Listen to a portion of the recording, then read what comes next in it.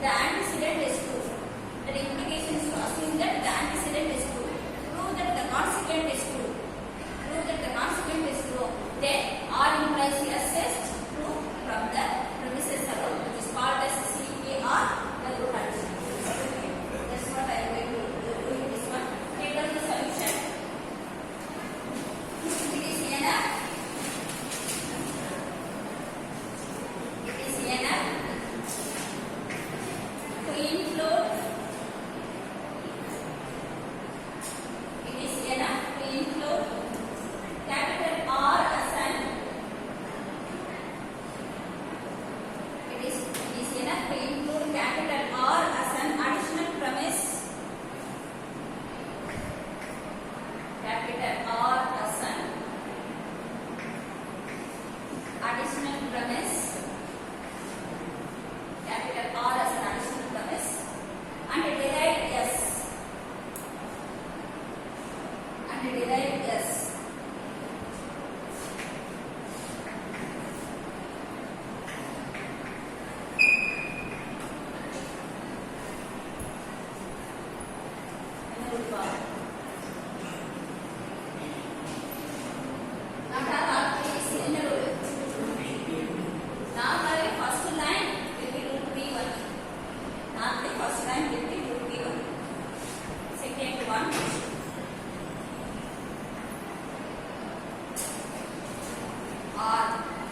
R again root P.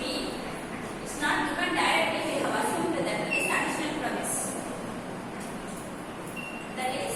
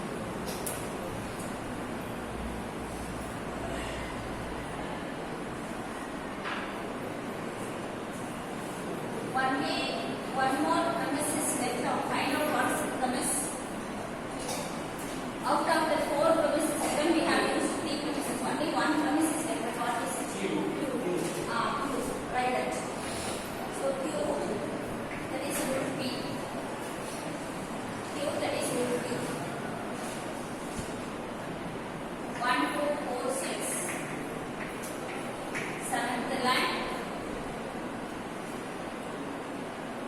5 and 6 when you combine, what do you get? 5 and 6 when you combine, you yes. Q implies yes and Q. Q implies yes and Q will give you yes. So yes, that is rule T.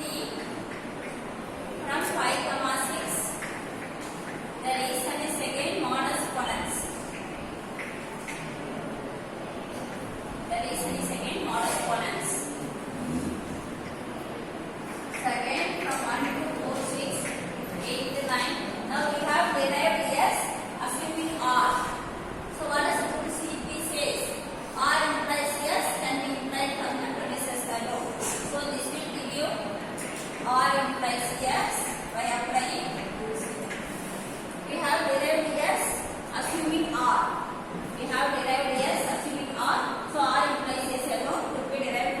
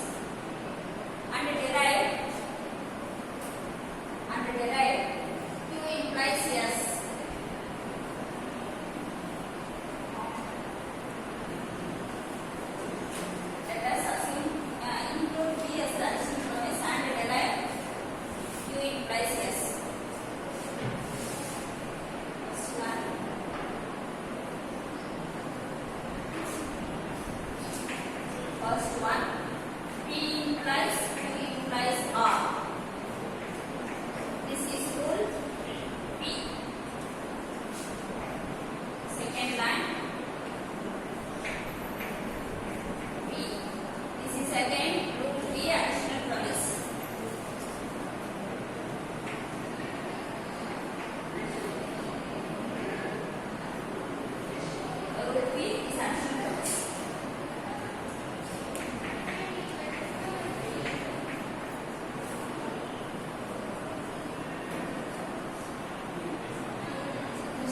What does first and second line do? Q implies is it clear? First and second line Q implies R. Right?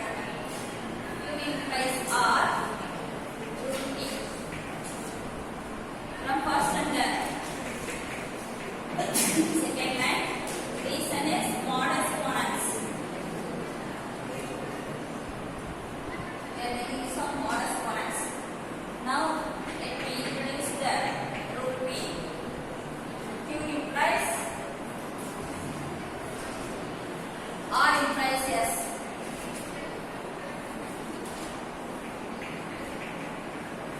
Q implies R implies yes. That is rule P. I am introducing this. Then from 1 and 2, let me write the fifth line.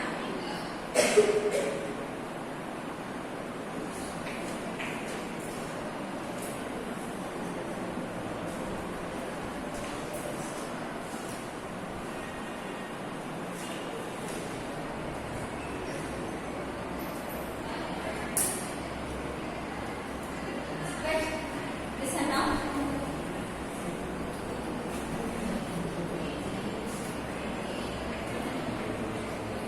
Not Q or R. Rule P.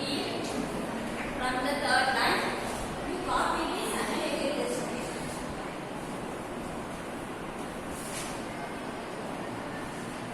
When we are doing one tautological equivalence, I told that problem you should remember, and the implication can be written in terms of negation and this one. P implies Q is equivalent to the equivalence rule that you should remember. We will make use of in all the places I told. Please find out that. What is P implies Q is equivalent to?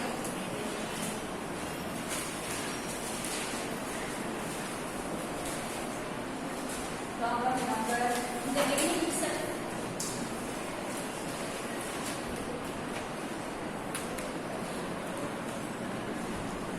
I told you should remember. Yes.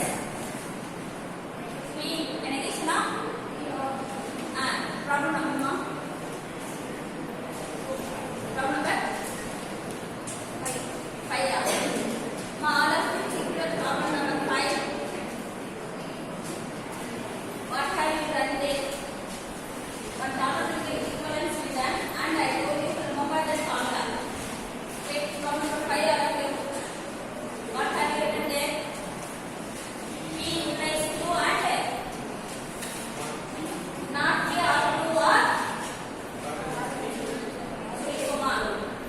P implies Q and not P or Q or tautological. Remember this result, don't forget. P implies Q and not P or Q are tautologically equivalent to each other. Now check whether these two are same. P implies Q not is not P or Q. Q implies R is nothing but not Q or R. Yes or no? Same thing. Is it clear?